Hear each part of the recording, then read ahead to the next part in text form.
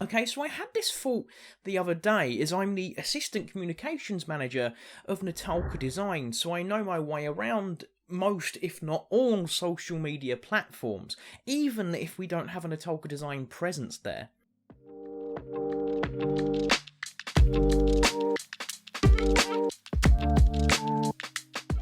I try my best to stay up to date with everything if I can, especially if it relates to my work with Natalka Design or any personal projects I may be working on. So what can this vast wealth of knowledge deliver? So the aim of this little series is me giving you advice on various different social media platforms, starting with the one you're on. Part 1, upload schedule.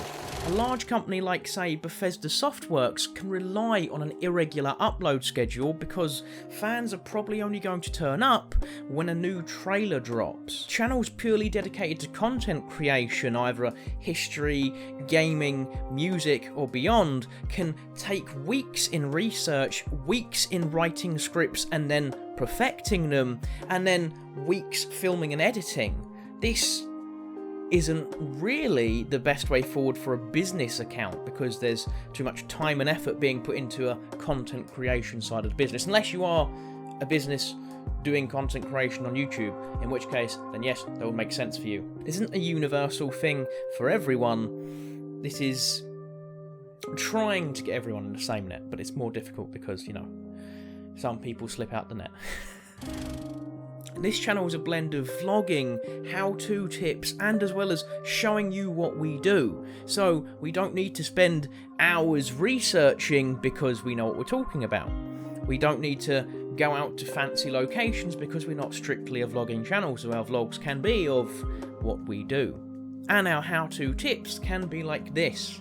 And again, that doesn't require research because I already know what I'm talking about. The key point is some channels who focus on content creation will put up free 10-minute videos each day. Some channels that focus on content creation will upload once or twice every few months. Some that focus on business will upload once a year. Some that focus on business will upload every couple of days. The easiest way to discover how much you need to upload is by looking at your competition.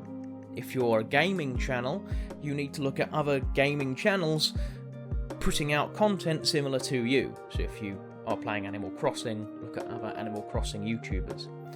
Yes, there are specifically Animal Crossing YouTubers. That explains millennials perfectly. But on the other hand, if you are a business focusing on burgers, you need to look at other businesses who make burgers and then look at how much they upload to YouTube, or do they use a different social media platform, which I won't go into now, which is why I've split this series up, because we will be here for 2.5 hours if I go down that route. Part 2, video length. Yes, we covered this briefly at the start of part 1, but it's honestly incredibly important because if you're a cinematography company, you can upload a show reel once or twice a month that's only 3 minutes long. If you're an animation company, you can upload animations that are 2 minutes long and, yeah, once or twice a month. However, you can then also upload what we've been up to, little update vlogs, making it personal, and these would be about 10 minutes long.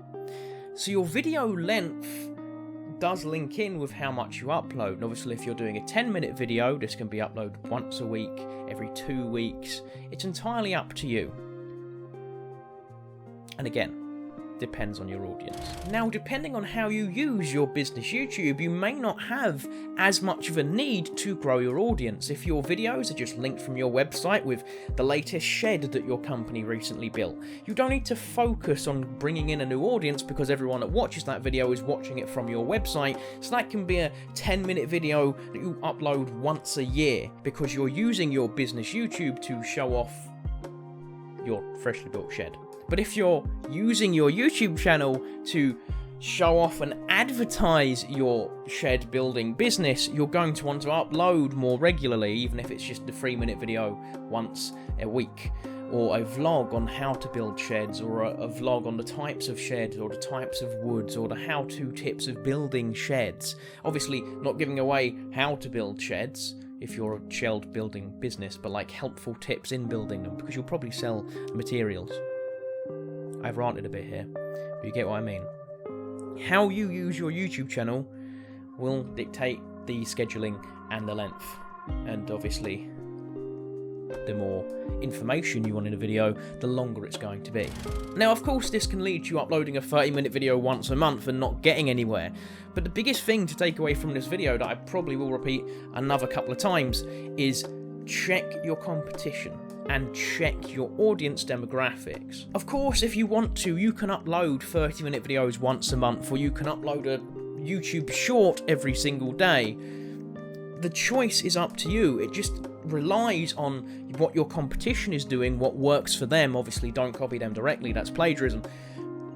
And what your target audience, what demographics you're aiming at, what are they watching, what do they want from you? If you're in the lumberyard, are you focusing on 35 to 40-year-old guys? If you're in a nightclub business, you're going to be focusing like 18 to 25-year-old university students probably.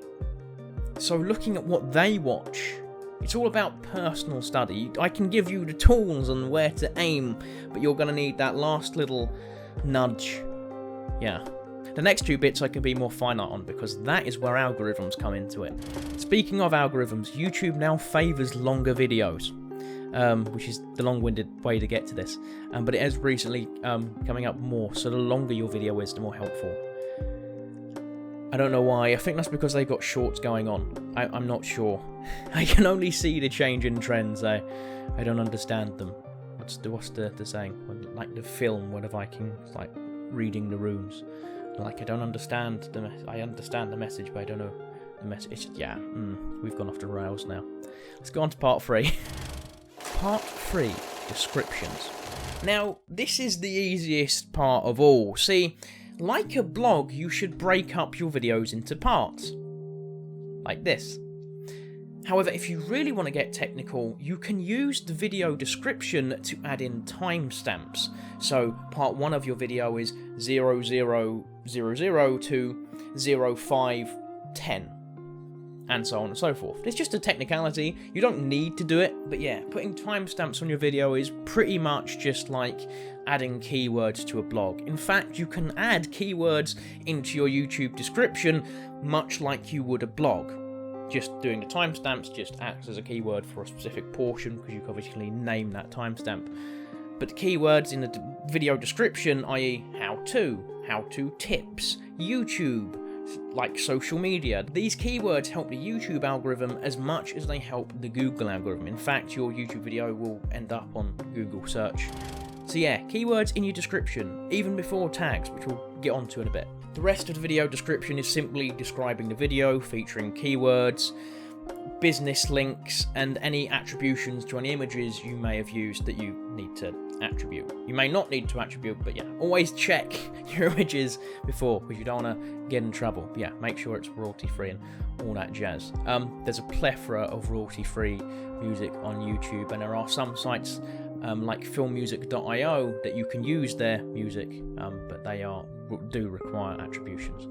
There's also a load of paid alternatives as well. And lastly, you may want to use Bitly to shorten the links in your description. This just makes it easier to navigate and can just neaten up a little bit. But it's entirely up to you, because it's not going to affect you in the algorithm. It's just, yeah, so that's entirely up to you. Part 4, tags. Now this bit is incredibly easy, well, also not. You see, on YouTube you have 2 spaces for tags, the first being the video description and the second being a little box labelled tags. The specific tag section is the best to place your universal tags like Natalka design, visual storytelling, visual communication, stuff like that that's going to be in every video. Your hashtags are best placed at the bottom of your video description. If you notice, most videos will have those first 3 hashtags. This again helps the algorithm decide where your video should go. So yeah, as I said, simple but also not, because there's still 2 different things you've got to look at, because nothing on the internet is simple, even the simple stuff. Part 5, YouTube Shorts. Now, not everyone is a fan of YouTube Shorts, because they can really make your YouTube channel look quite messy, although luckily they've sort of fixed this problem on the app with a little button for you to sift through shorts and full-length videos. The biggest issue of YouTube Shorts is people now come to YouTube for more long-form content, which YouTube favours in the algorithm, such as video essays, documentaries, gaming, how-to videos. Now, the problem lies in the fact that YouTube Shorts is YouTube's way of coming up against TikTok, which may or may not work in the long run. Now, they're a business too. As much as we may all be annoyed by the sudden appearance of shorts on our timeline, it's completely understandable that they're going to want to come up against their competition. Again, as I was saying earlier, look at what your competition is doing. However, this does mean that if you want your YouTube channel to be seen in the algorithm, you need to be pushing what the algorithm is pushing, which is currently shorts.